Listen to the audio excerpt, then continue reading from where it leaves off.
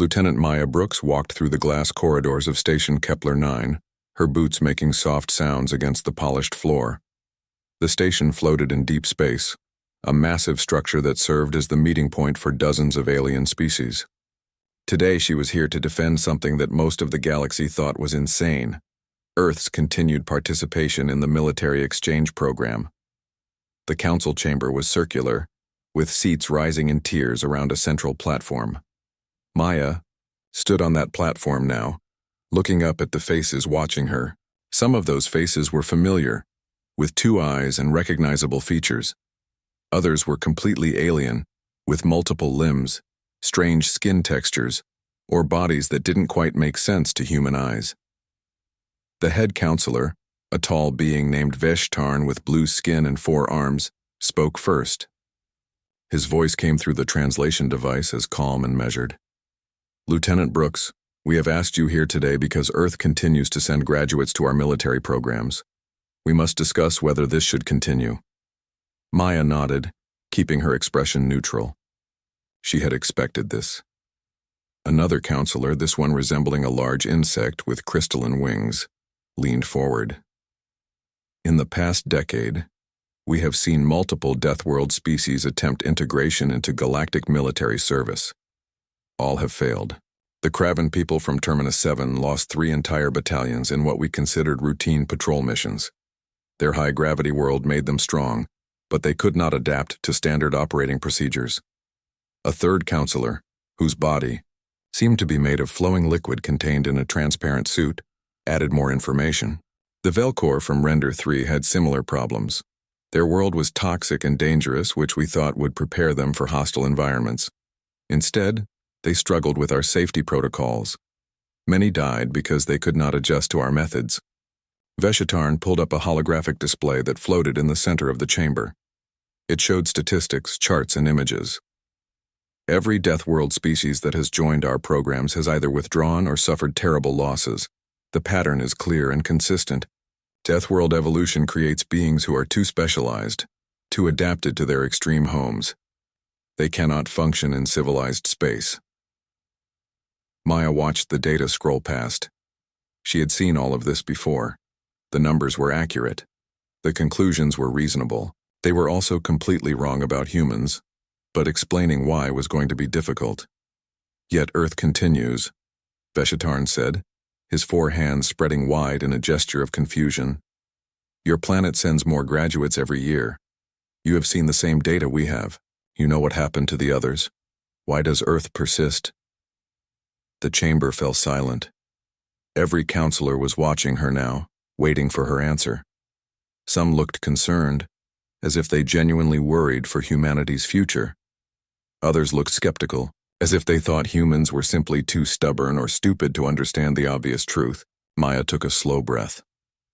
She had prepared for this moment for weeks, but now that it was here, she decided to change her approach. Instead of the careful diplomatic answer she had planned, she spoke from the heart. "You're right about the pattern," she said. "Deathworld species have struggled with integration. But you're asking the wrong question. You want to know why Earth keeps sending graduates despite the evidence. The real question is, why are our graduates succeeding when all the others failed?" Murmurs spread through the chamber. Several counselors leaned toward each other, speaking in low voices. Veshtarn raised one hand for silence. "What do you mean succeeding? We have not yet seen failure, this is true, but it has only been 10 years. The Kraven lasted 8 years before their losses became unsustainable." Maya smiled slightly. "In those 10 years, human graduates have served on 47 different ships and stations. We've participated in over 200 missions. Our retention rate is 93%. Our performance reviews average higher than most civilized world graduates, and we haven't requested a single transfer due to inability to adapt." She pulled up her own data display, showing the statistics she had gathered. The numbers were impressive. Even she had to admit that. Furthermore, Maya continued, human personnel have been involved in 12 crisis situations where they performed actions that saved lives and prevented disasters. In each case, they operated outside standard protocols because standard protocols would have failed. The crystalline counselor made a clicking sound that the translator rendered as skeptical laughter. Operating outside protocols is not something to be proud of, Lieutenant. It suggests a lack of discipline and training. Or, Maya said carefully, it suggests that your protocols are designed for species from safe worlds, and the universe isn't always safe. The chamber erupted in noise. Some counselors objected loudly to her statement. Others seemed interested, leaning forward to hear more. Veshitarn called for order, his voice cutting through the chaos. Lieutenant Brooks, he said firmly, you are suggesting that our military procedures developed over thousands of years by civilizations far older than Earth are somehow inadequate? Maya knew she was on dangerous ground. Insulting the council was not her goal, but they needed to understand. Not inadequate, she said, just optimized for different conditions. Your civilizations developed on worlds where the environment was stable and predictable. Your evolution happened in places where careful planning and following rules led to success. She paused, making sure she had their attention. Earth is not like that. Our world has extreme weather, dangerous animals, diseases that evolve faster than we can fight them, and natural disasters that can strike without warning. Humans evolved by surviving things that shouldn't be survivable. We learned to adapt, to take risks, to make decisions with incomplete information. That sounds like chaos, the liquid counselor said. Military service requires order and discipline. It requires both, Maya agreed. The ability to follow orders and the ability to know when orders need to change. You've built a military that's excellent at the first part. Humans bring the second part. Veshitarn studied her for a long moment. You still have not answered the original question. Why does Earth keep sending graduates when all evidence suggests this is dangerous for your people? Maya met his gaze directly. Because you haven't seen what surviving Earth actually means. You think Deathworlders can't adapt to civilized space. We think civilized space isn't as civilized as you believe. The universe has pirates, radiation storms, equipment failures, and 1,000 other dangers. You've built systems to minimize those dangers, and that's good. But when minimization fails, you need people who know how to survive anyway. The council was quiet now, considering her words. Finally, Veshitarn spoke. We will allow the current group of human cadets to proceed to their assignments, but we will be watching closely. If the pattern holds, if your people begin to struggle as the others did, we will have this conversation again. Maya nodded. It wasn't full acceptance, but it was enough. Understood, counselor. Watch closely. I think you'll be surprised by what you see. As she left the chamber, Maya allowed herself a small smile. They were about to learn what humanity had known for thousands of years. Survival isn't about avoiding danger. It's about being ready when danger finds you anyway. Jake Morrison stood in the docking bay of the GCS Horizon, his single duffel bag slung over his shoulder. The ship was massive, easily 3 times the size of any human vessel he had trained on. Through the transparent sections of the hull, he could see dozens of crew members moving about, representing at least 7 different species. This was his first real assignment, and he was determined not to mess it up. A tall insectoid being approached him, walking on 4 legs while 2 upper limbs held a data pad. The creature's body was covered in dark green chitin, and its compound eyes reflected the bay lights like jewels. Cadet Morrison? The voice came from a translator unit attached to what Jake assumed was the being's chest. Yes, sir, Jake said, straightening his posture. I am Captain Chithar. Welcome aboard the Horizon. The captain's tone was formal but not unfriendly. I have read your file. You completed training at the academy with satisfactory marks. However, I must be honest with you.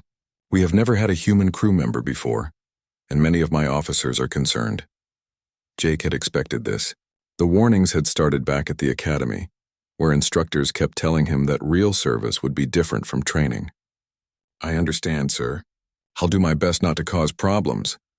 Chithar made a clicking sound that the translator didn't interpret. It is not about causing problems. It is about survival. We have studied what happened to other Deathworld species. The Kraven were strong and brave, but they could not adapt to the realities of civilized service. Many died. We do not wish to see the same happen to you. I appreciate the concern, sir, Jake said carefully. He wanted to say more, to explain that humans were different, but he knew words wouldn't matter. He would have to prove himself through actions. The captain led him through the ship, pointing out important locations. The corridors were wider than human ships required, accommodating crew members of various sizes. The lighting was softer, the air slightly cooler. Everything felt designed for comfort and efficiency. "You will be assigned to environmental monitoring," Chithar said as they reached a large room filled with control stations. "It is important work, but not dangerous. Your shifts will be 12 hours, which I know is longer than human standard, but it is necessary for proper coverage." Jake almost laughed, but caught himself.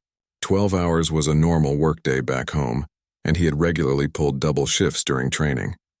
But he just nodded and said, "I can handle that, sir." Over the next few weeks, Jake settled into his routine.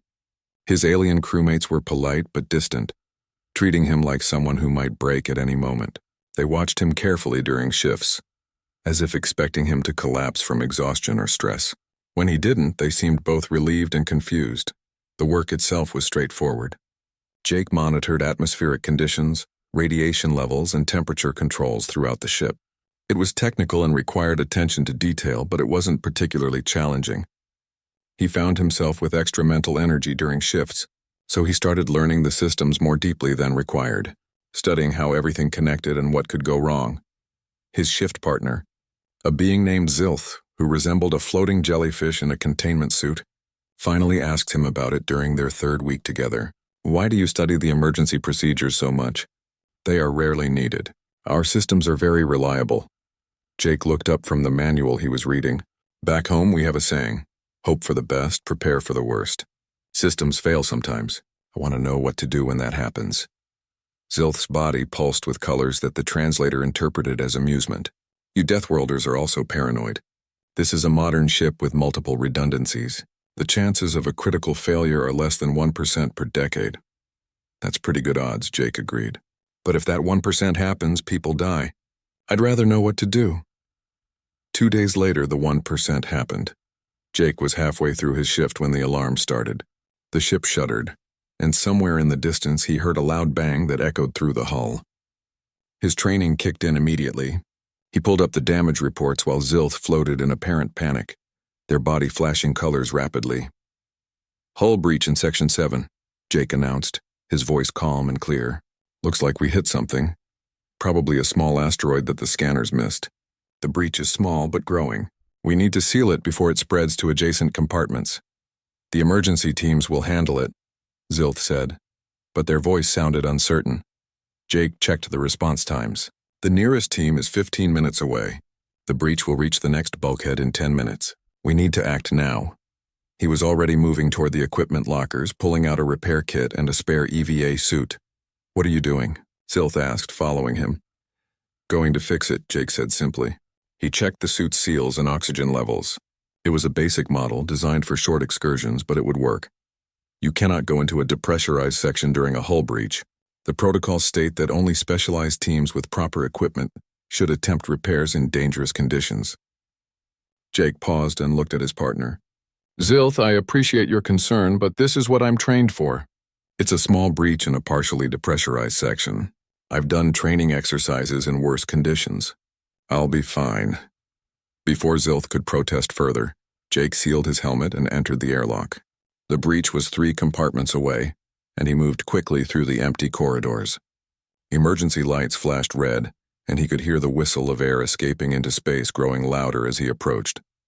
When he reached the damaged section, he saw the problem immediately. A piece of rock, no bigger than his fist, had punched through the outer hull and embedded itself in an interior support beam. The hole was maybe 6 inches across, but the pressure differential was causing the metal around it to peel back, making it larger. Jake activated his suit's magnetic boots and walked across the tilted floor to the breach. The wind of escaping air pulled at him, but the magnets held firm. He opened the repair kit and pulled out a sealant patch, a flexible material that would harden when exposed to vacuum. Working quickly, he applied the patch over the hole, using a chemical bonding agent to make it stick. The wind died down immediately as the seal held. Then he used a foam compound to reinforce the patch from the inside, creating a temporary but solid repair. The whole process took maybe 5 minutes. When he returned to the environmental monitoring station, He found Zilth surrounded by several other crew members, including Captain Chithar. They all stared at him as he removed his helmet. "Cadet Morrison," the captain said slowly, "you just violated multiple safety protocols." Jake set down his helmet. "Yes, sir." "I apologize for that, but the breach was expanding, and waiting for the specialized team would have resulted in the loss of 3 more compartments and possibly injuries to crew members in adjacent sections. I assessed the risk and determined that immediate action was the better choice." Chithar was quiet for a long moment. Then he said, "Show me your assessment." Jake pulled up his analysis on the main display, walking the captain through his reasoning. He showed the breach expansion rate, the response time for the emergency team, and the calculations he had made about which compartments would be affected. He explained why he had been confident in his ability to make the repair safely. When he finished, Chithar made that clicking sound again. "Your analysis was correct. Your actions saved the ship from significant additional damage."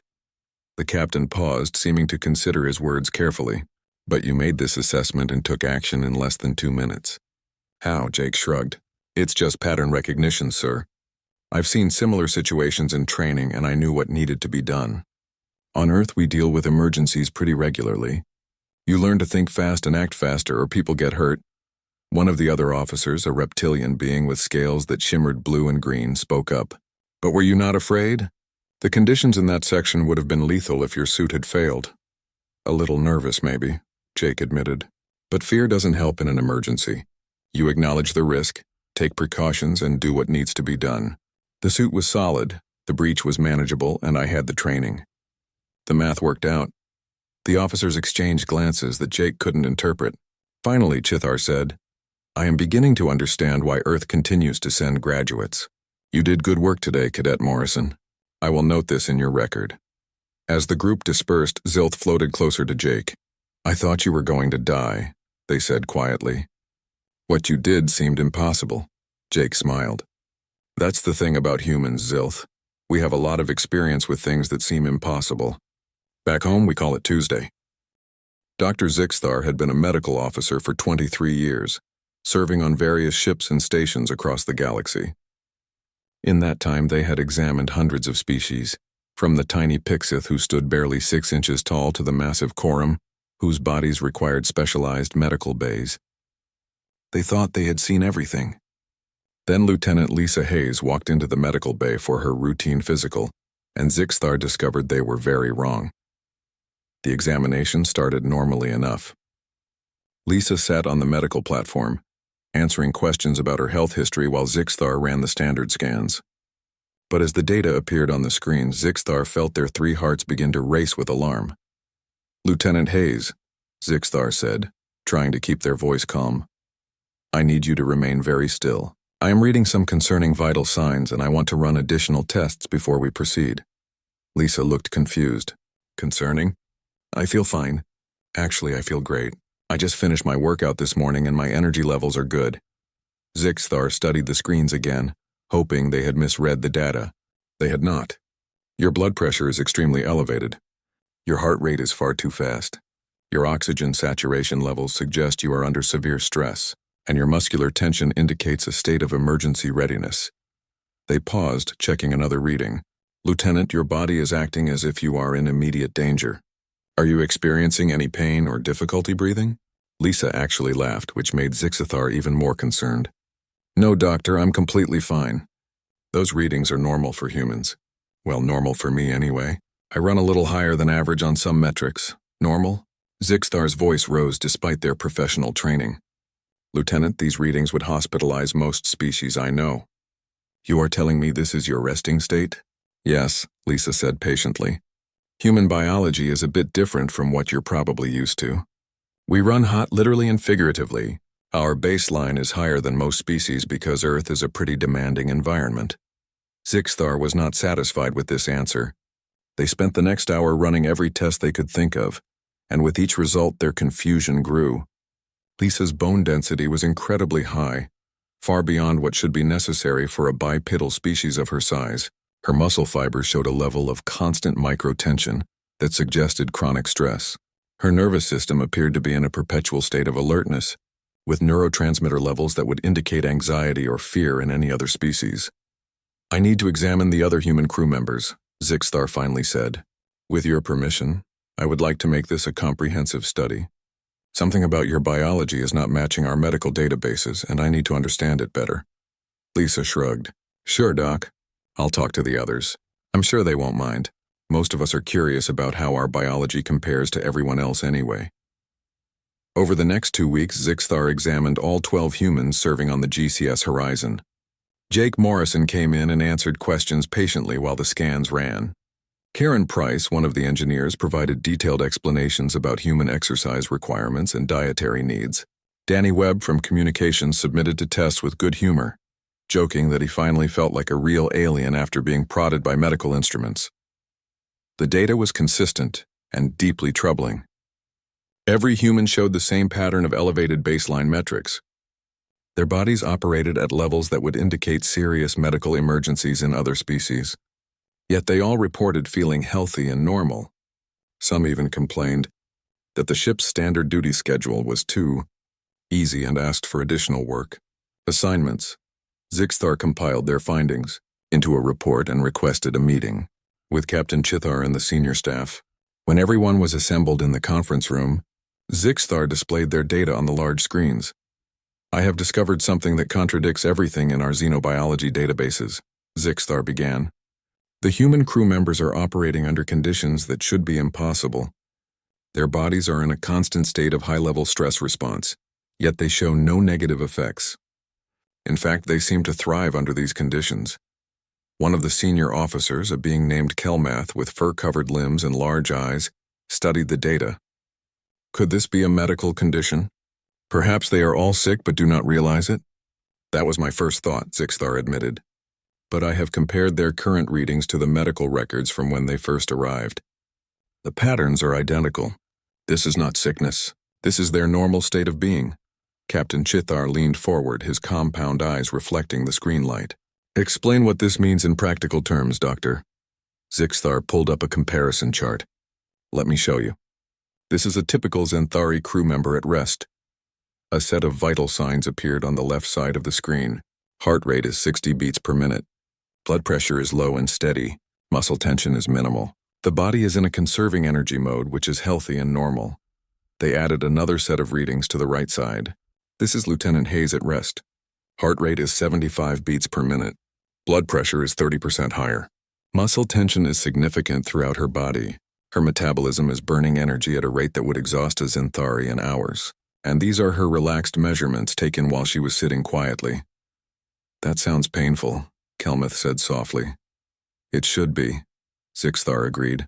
But when I asked Lieutenant Hayes about it, she said she doesn't notice. To her, this is comfortable.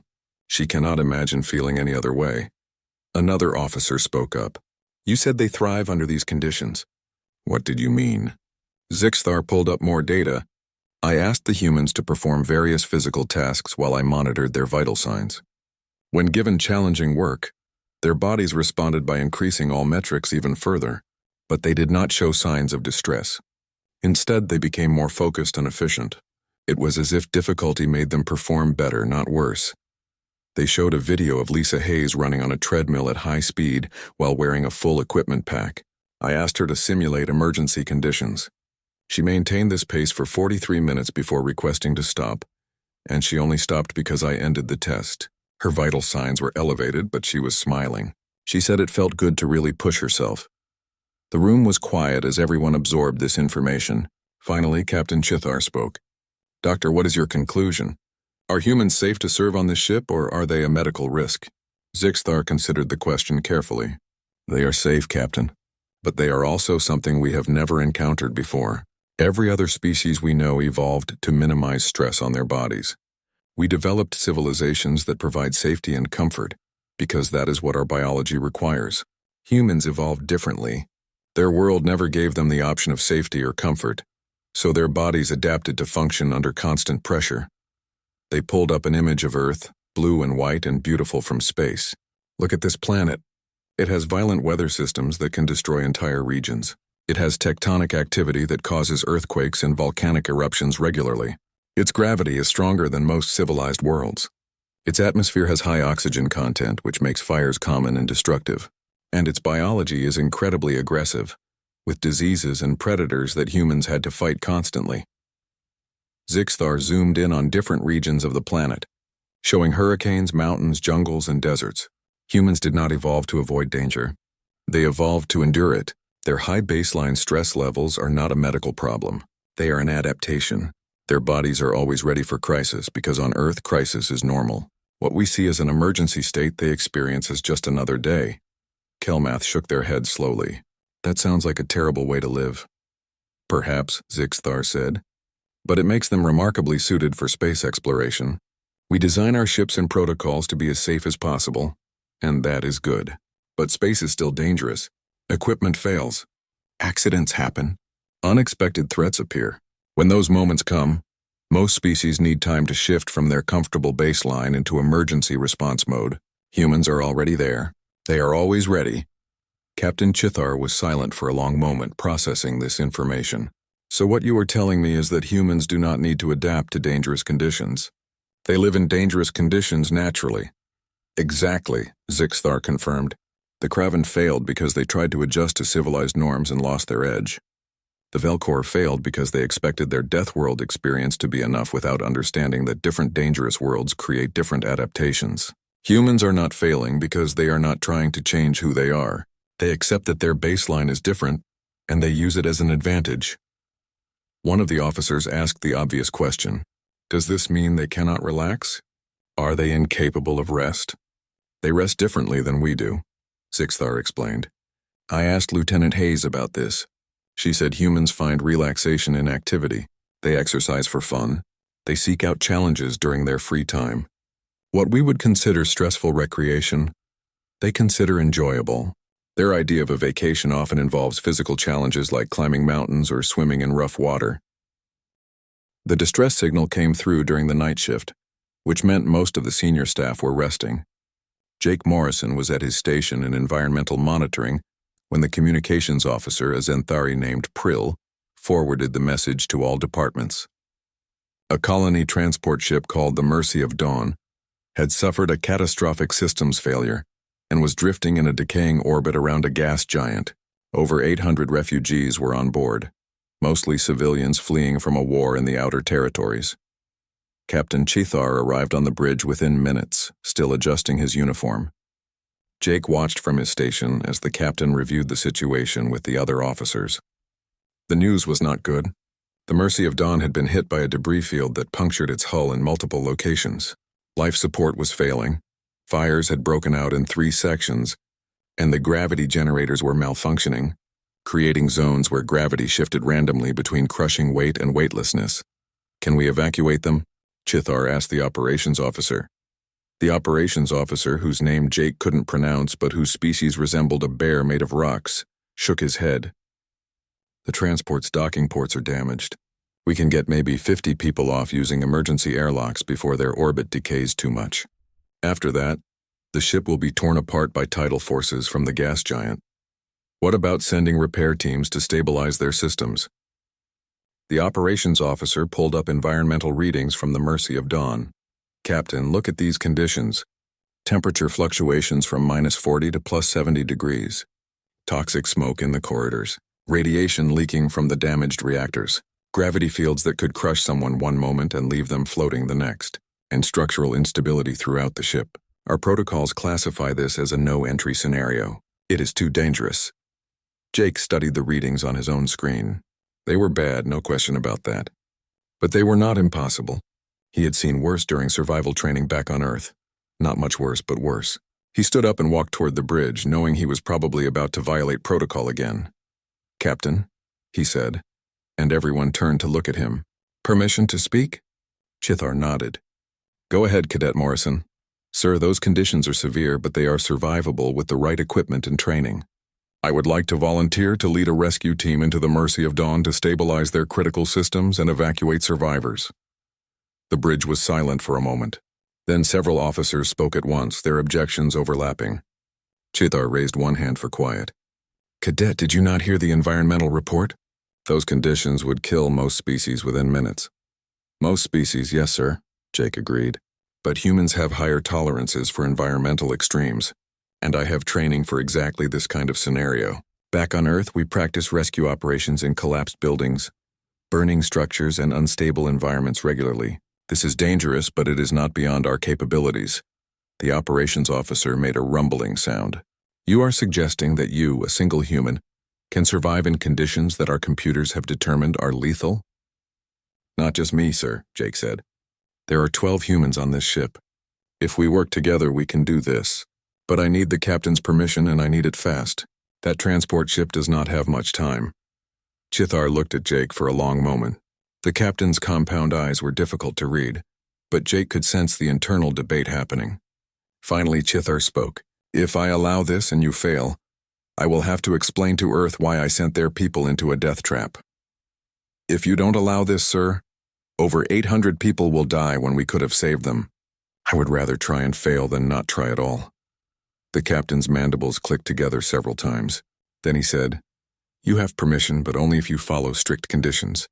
You will take only volunteers. You will maintain constant communication with the Horizon. And if I determine the risk is too great, you will abort immediately. Understood? Yes, sir. Thank you, sir. Jake turned and left the bridge before the captain could change his mind. He used the ship's communication system to reach all the human crew members, explaining the situation and asking for volunteers. Within 3 minutes, all 12 humans had responded affirmatively. They met in the equipment bay where Jake outlined his plan. Lisa Hayes would lead the medical team to evacuate injured survivors. Danny Webb and Karen Price would work on stabilizing the life support systems. Jake would take the rest to fight the fires and seal hull breaches. Everyone would work in pairs for safety. I won't lie to you, Jake said as they checked their equipment.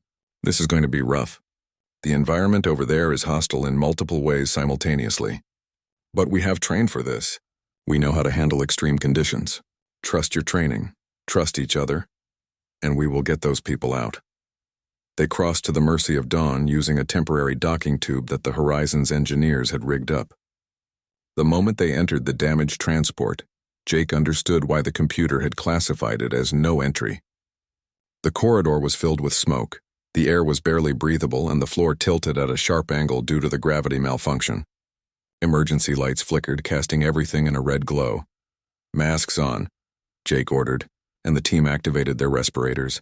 Stay together until we reach the central junction, then split into teams as planned. Remember, the gravity is unstable. Keep one hand on a surface at all times.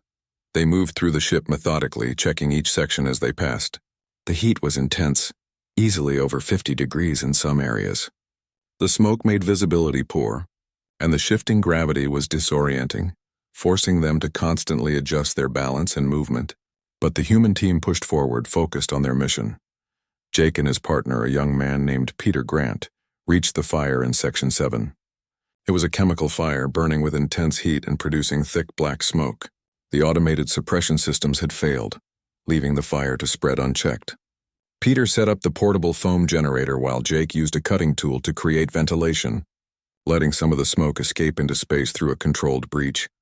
The foam covered the flames, suffocating them slowly. It took nearly 20 minutes of constant work in the heat and smoke, but eventually the fire was out. Jake's suit was covered in soot. His muscles ached from the heat and exertion, but they had succeeded. Meanwhile, Lisa and her team were finding survivors in the passenger compartments. Many were injured, some seriously. The shifting gravity had thrown people around, causing broken bones and internal injuries. Lisa worked with calm efficiency, stabilizing patients and organizing them for evacuation. The alien refugees stared at her in amazement as she moved through conditions that they could barely endure, her hands steady as she applied medical treatments. Danny and Karen had perhaps the hardest job. They had to reach the engineering section and restart the life support system before the remaining air became too toxic to breathe. The path to engineering went through a section where gravity was fluctuating wildly, cycling between crushing weight and zero gravity every few minutes.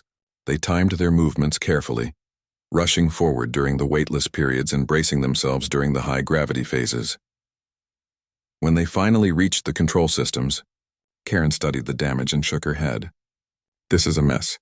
Half the circuits are fried, but I think I can bypass the damaged sections and reroute power from the backup generators. How long?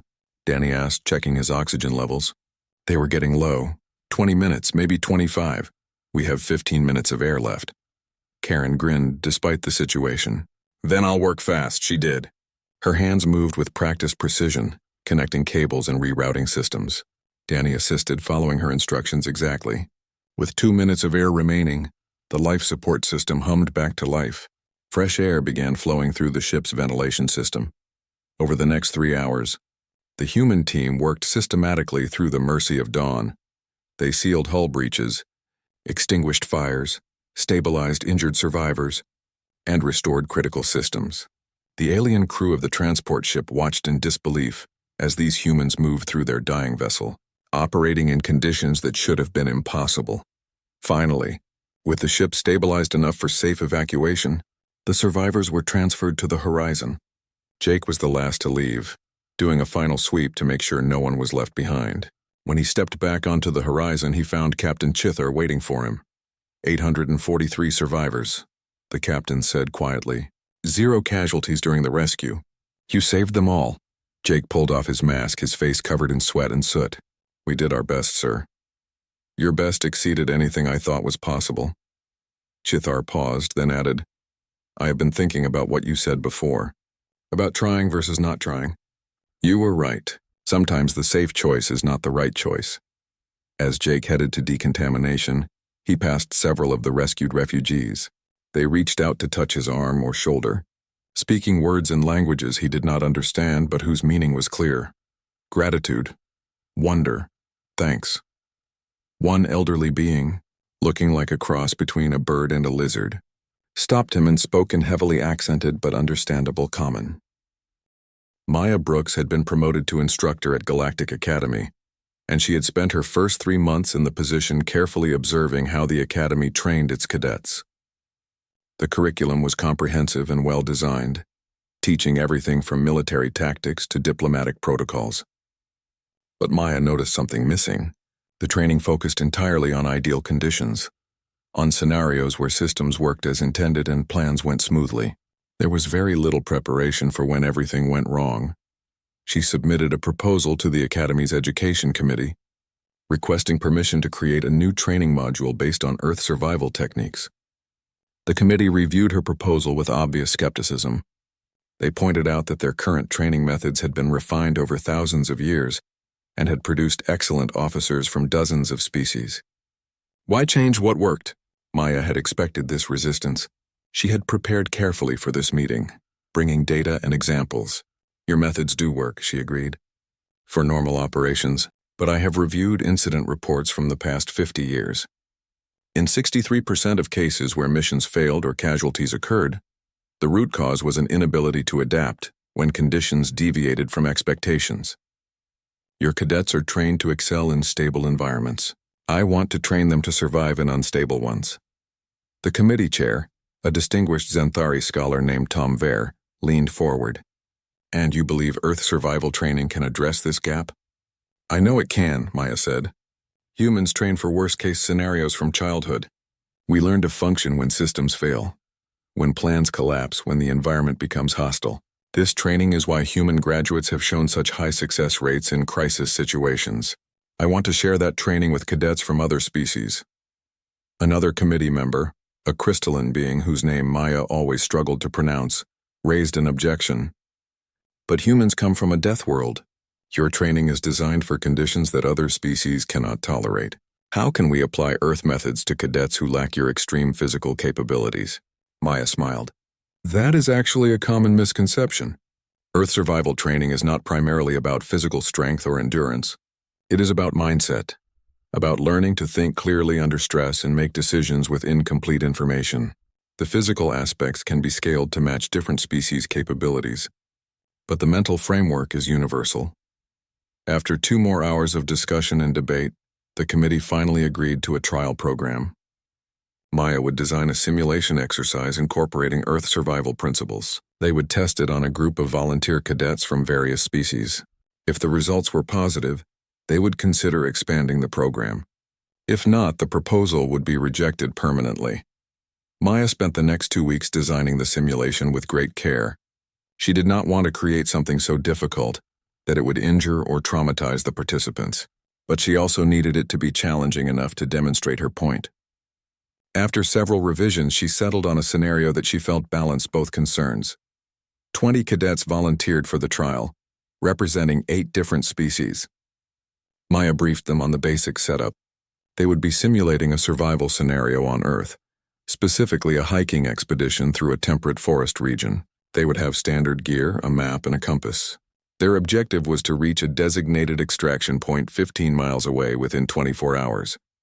One of the cadets, a Krell named Vorth who stood nearly 7 feet tall with thick scales and powerful limbs, laughed at the scenario. "This is your challenging survival training? A walk through a forest? I expected something difficult." Maya kept her expression neutral. "The simulation will adjust to match your capabilities.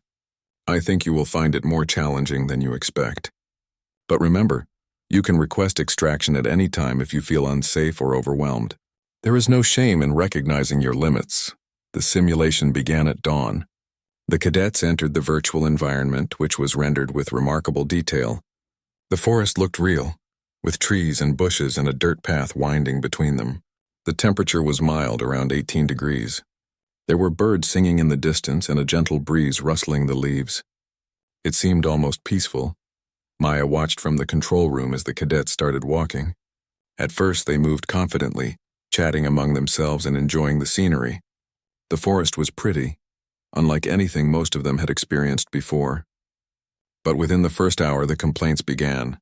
A Pixith cadet named Sil Lee was the first to request extraction. The tiny being, barely 6 inches tall, had found the uneven ground exhausting to navigate. Every root and rock became a major obstacle. The variations in terrain height required constant adjustment. After 45 minutes, Sil Lee was exhausted and frustrated, unable to understand how humans could consider this easy. The Zenthari cadets lasted longer, but they struggled with different issues. They were used to controlled environments with flat floors and consistent conditions. The forest path kept changing. Sometimes it went uphill, sometimes down. Sometimes the ground was soft dirt, sometimes hard rock. Sometimes the path was wide and clear, sometimes narrow and overgrown.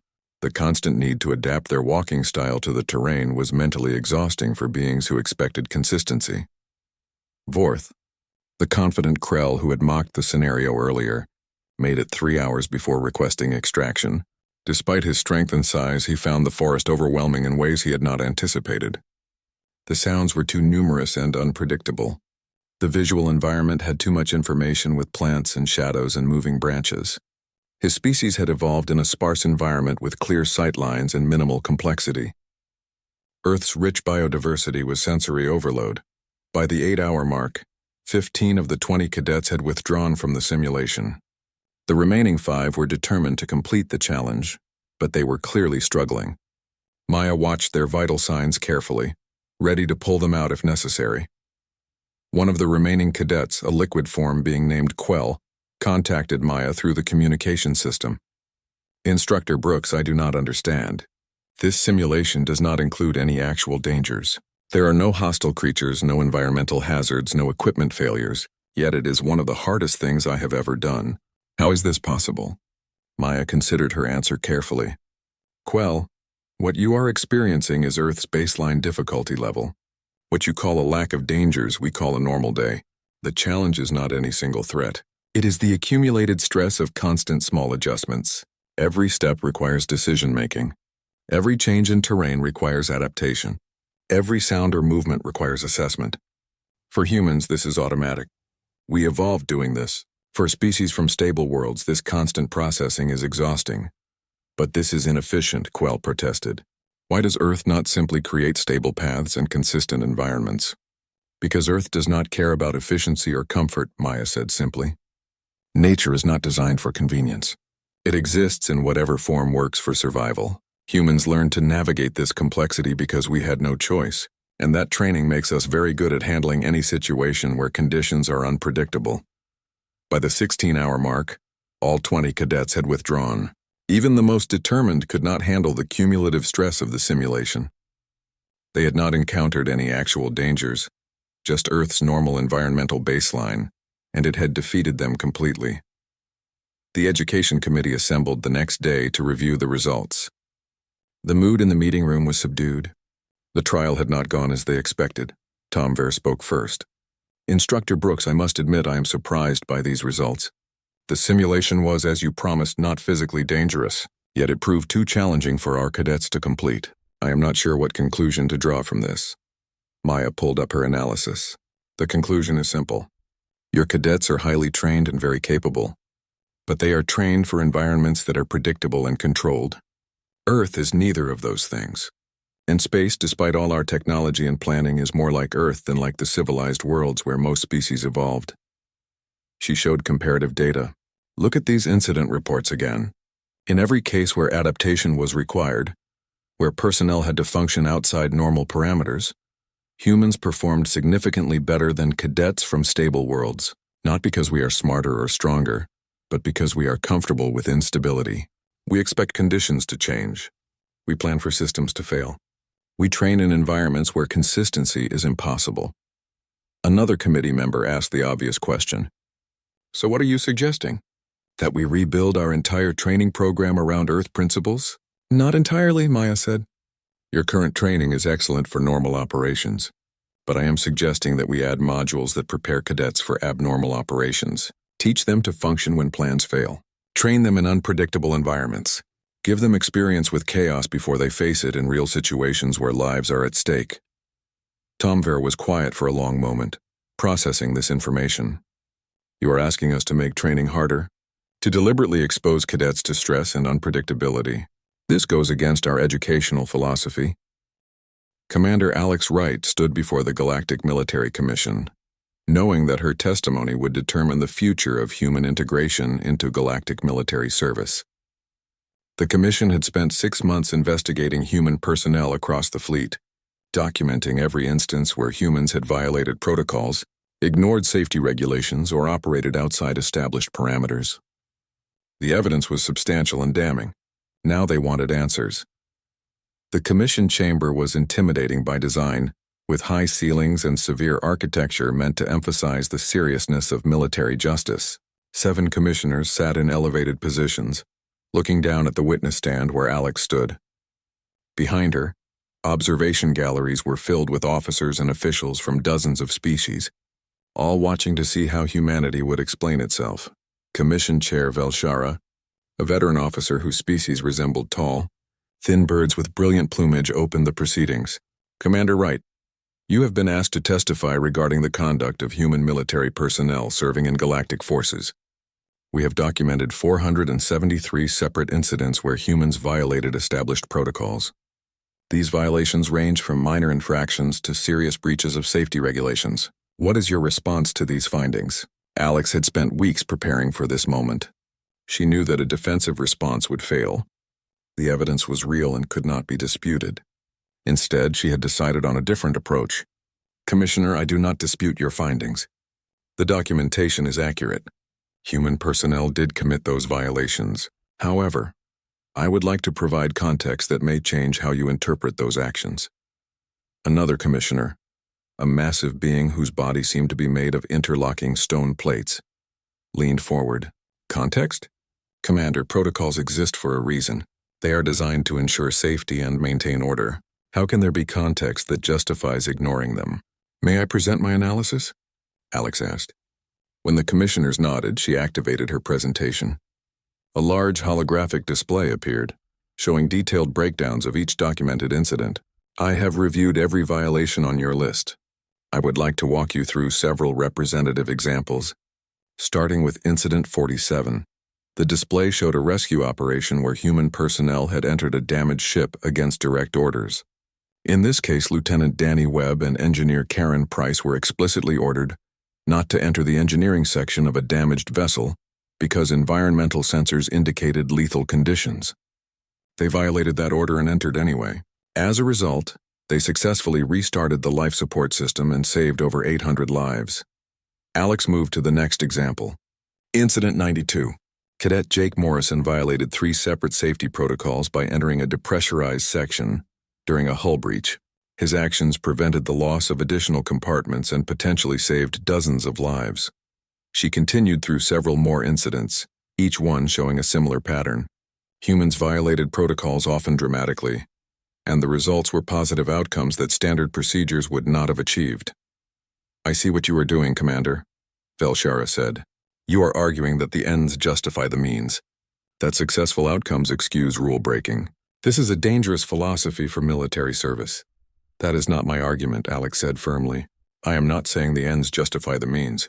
I am saying that human decision-making operates on different principles than the protocols were designed around. Let me explain what I mean." She changed the display to show comparative data about different worlds.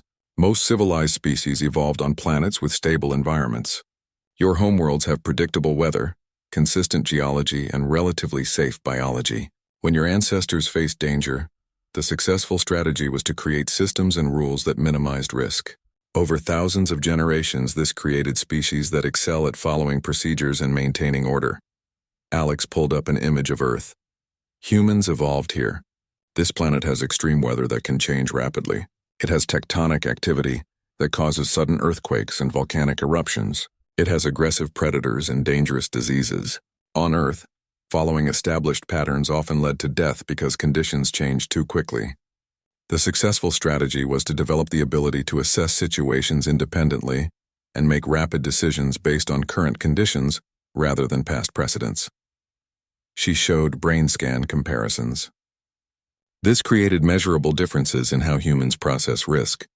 When faced with a dangerous situation, most species refer to established protocols and procedures. This is efficient and safe when conditions match expectations. Humans assess each situation individually and calculate risk versus reward in real time. This is less efficient but more adaptable when conditions do not match expectations. One of the commissioners, a being whose body glowed with soft bioluminescence, spoke up. "Are you suggesting that humans are incapable of following orders? That your species lacks discipline?" "Not at all," Alex said. "Humans are fully capable of following orders when those orders make sense for the situation. But we have a strong instinct to question orders that seem likely to fail. This is not disobedience. It is a survival mechanism. On Earth, blindly following the wrong plan got you killed. Humans learn to constantly evaluate whether the current plan still matches current reality." She pulled up more data. "Let me show you something interesting. I analyzed human protocol violations by category. 68% occurred in situations where environmental conditions were significantly different from the standard parameters the protocols assumed. 23% occurred in rapidly changing situations where the initial assessment was no longer accurate. 9% occurred in situations where new information made the original plan obsolete." Alex paused to let that sink in. In other words, humans violated protocols almost exclusively in situations where following those protocols rigidly would have led to failure or casualties. "We were not being reckless. We were adapting to reality." Velshara studied the data carefully. "This is a compelling analysis, Commander, but it raises a troubling question. If humans cannot reliably follow protocols, how can we integrate them into military service, which depends on predictable behavior and chain of command?" "That is exactly the wrong question," Alex said, and several commissioners reacted with surprise at her directness. She continued quickly. "You are asking how to make humans fit into your existing system. The better question is whether your existing system is adequate for the realities of military service in space." She pulled up casualty statistics. Over the past decade, galactic military forces have suffered increasing losses in situations classified as anomalous or unexpected. These are incidents where something went wrong in ways that protocols did not anticipate. Traditional training emphasizes following procedures, which works brilliantly when conditions are normal. But space is not normal. Space is hostile, unpredictable, and full of situations that no protocol can fully address. Alex showed a comparison chart. Ships with human crew members have a 42% lower casualty rate in anomalous incidents compared to ships without humans. Missions with human personnel have a 37% higher success rate in situations where original plans failed. These differences are statistically significant and have been consistent across hundreds of operations. "So what are you proposing?" the stone-plated commissioner asked. "I am proposing that the galaxy stop viewing human behavior as a problem to be corrected and start viewing it as a capability to be utilized," Alex said. "You have a military force that is excellent at planned operations in expected conditions. Humans bring the ability to function in unplanned operations under unexpected conditions. These capabilities are complementary, not contradictory. She advanced to her final slide. I call this the Deathworld Doctrine. It is based on a simple principle. Evolution on dangerous worlds creates species with high adaptability and risk tolerance. Instead of trying to eliminate these traits through training, we should recognize them as valuable military capabilities. Humans should not be trained to act like species from stable worlds. We should be trained to work alongside them, providing different strengths that combine to create more capable forces overall. Velshara exchanged looks with the other commissioners. You are asking us to fundamentally rethink how we approach military training and organization. Yes, Alex said simply. Because the current approach is not working as well as it should. You have low casualty rates in normal operations, which is good. But casualties spike dramatically when things go wrong. Humans reduce those spikes because we are trained to handle things going wrong. We do not panic when plans fail because on Earth plans fail regularly. We do not freeze when conditions change because on Earth, conditions always change. One of the commissioners asked, but what about discipline? What about unity of command? If everyone is making independent decisions, how do we maintain cohesion? That is another misconception, Alex explained. Humans understand chain of command very well. We follow orders from legitimate authority, but we also understand that authority comes with responsibility. Station Kepler 9 was one of the largest diplomatic installations in the galaxy, home to over 50,000 residents from hundreds of different species. It orbited a stable star in neutral space, serving as a meeting point where different civilizations could interact without political complications. The station was a marvel of engineering, with multiple habitat rings designed to accommodate various environmental requirements. It was considered one of the safest places in known space. That safety ended without warning when the star erupted with a massive solar flare, far larger than any prediction models had anticipated. The electromagnetic pulse hit the station before any alarms could sound. In an instant, primary power failed, backup generators struggled to compensate, and most computer systems went completely dark. Thousands of automated safety features that the station depended on simply stopped functioning. Maya Brooks was in a meeting with Academy officials when the lights went out. Emergency lighting kicked in immediately, bathing everything in red. Her communication device was dead, killed by the electromagnetic pulse. Around her, the alien officials were beginning to panic, their voices rising in confusion and fear. Maya stood up, her mind already shifting into crisis mode. Everyone stay calm. The emergency lighting is working, which means we have some power. I need to get to the operations center to assess the situation. She looked at Tom Vare, who was sitting nearby looking stunned. Professor, can you help keep people organized here? Make sure no one does anything dangerous. Tom Vare nodded, still processing what was happening. Maya left the room and started moving through the corridors. Already she could see problems. Doors that should open automatically were stuck closed. Environmental controls were offline, and the air was starting to feel stale. People were crowding in the hallways, confused and scared. She found a manual communication panel and managed to activate it. This is Commander Maya Brooks. I need a status report from any functioning station in operations. A voice came back, crackling with interference. Commander, this is auxiliary operations. Primary ops is completely dark. We are trying to assess damage now. Initial reports indicate widespread systems failure across the station. What about life support? Running on backup power but degrading. We estimate 6 hours before air quality becomes dangerous. Radiation shielding is also compromised. The solar flare is continuing and we are being exposed to dangerous levels of radiation. 6 hours. Maya felt her stomach tighten but kept her voice calm. What about evacuation? Docking systems are offline. We cannot safely launch escape pods and incoming ships cannot dock with us. We are effectively trapped until we can restore manual control. Maya closed her eyes for a brief moment, processing the situation. Then she opened them and started moving again. Understood. I am heading to auxiliary ops now. Start gathering all available personnel. We need to begin manual restoration procedures immediately. As she moved through the station, she started finding other humans. Jake Morrison was helping a group of Zenthari civilians who were trapped behind a jammed door. Lisa Hayes had already converted a cargo bay into a temporary medical station and was treating people who had been injured when the power failed. Danny Webb and Karen Price were trying to manually restart environmental systems using nothing but hand tools and their knowledge of the station's infrastructure. Maya reached auxiliary operations and found organized chaos. A dozen officers from various species were trying to coordinate response efforts with minimal communications and no computer support. She stepped into the room and immediately took charge. Listen up. I know this situation is unprecedented, but we can handle it. First, I need a count of all human personnel on the station. Second, I need schematics of the station's manual override systems. Third, I need someone to organize civilian evacuations to the safest sections. One of the operations officers, a Krell named Gorth, looked at her in confusion. Commander, with all respect, why do you need a count of human personnel specifically? Because humans trained for exactly this kind of scenario, Maya said bluntly. Every person from Earth has gone through emergency response training since childhood. We know how to function without technology, how to make decisions without computer support, and how to work in dangerous conditions. Right now we need those skills. Within 30 minutes, Maya had assembled nearly every human on the station. There were 47 total, ranging from military personnel to civilian contractors. She gathered them in a cargo bay that still had some power and laid out the situation.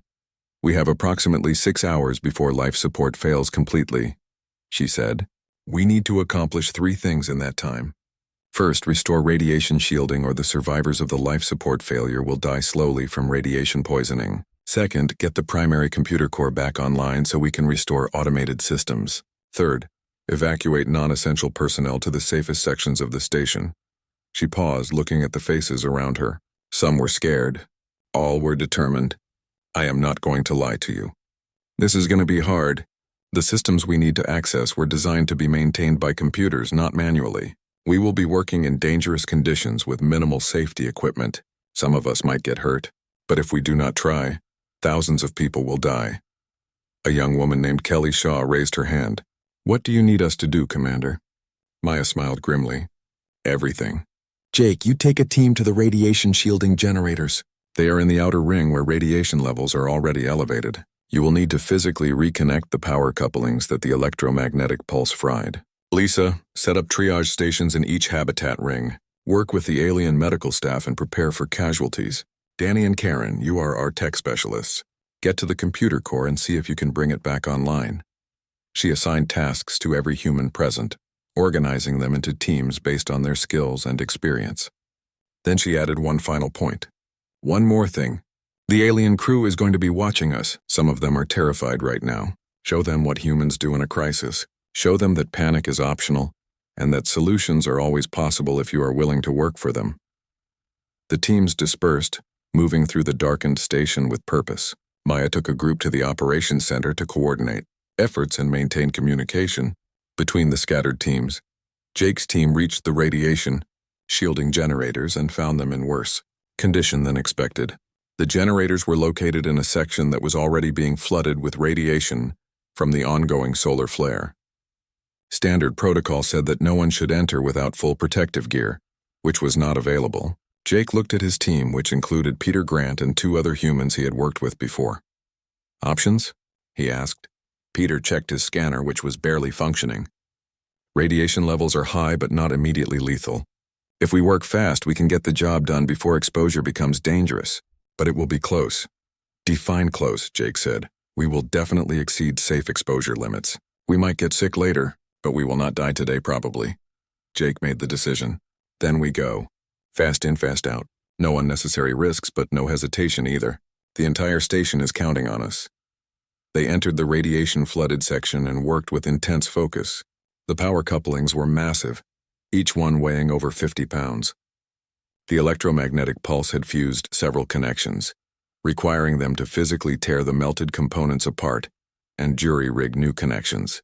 The radiation made Jake's skin tingle, and he could taste metal in his mouth, but he ignored it and kept working. In the computer core, Danny and Karen were facing a different challenge.